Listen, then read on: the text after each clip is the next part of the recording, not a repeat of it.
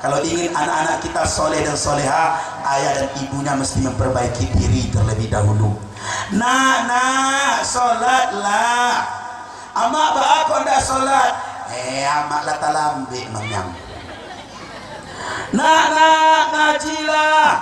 Amak kenapa tidak solat? Mama nyimak saya.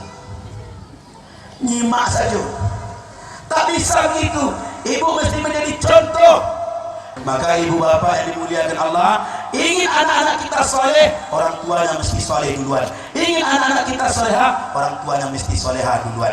Coba saya kasih ya bukti bahwa yang dibutuhkan oleh anak-anak kita bukan ucapan kita, bukan perintah kita, tapi contoh. Coba semuanya angkat tangan. Yang sudah punya anak angkat tangan. Yang tidak angkat tangan hilang anaknya, Pak. Jangan.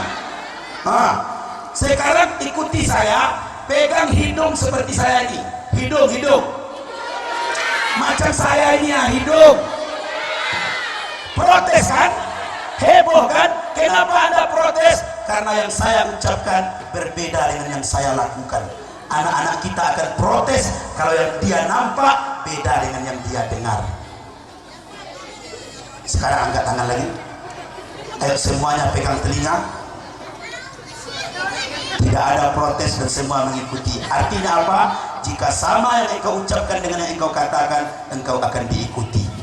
Boleh tepuk tangan. Maka jadi orang tua itu seimbang dulu ucapan dengan perbuatan. Nah, dengan terlalu lama tepuk tangannya. Ada ungkapan bijak mengatakan, satu mata yang melihat lebih berpengaruh daripada dua telinga yang mendengar. Hei para guru, hei para orang tua, anak-anak tidak akan berubah karena ucapan Anda. Anak-anak akan berubah karena contoh tauladan. Satu mata yang melihat lebih berpengaruh daripada dua telinga yang mendengar. Coba ulangi. Tuh, 2, 3. Pak malu. Satu mata yang melihat lebih berpengaruh daripada dua telinga yang mendengar. Ulang.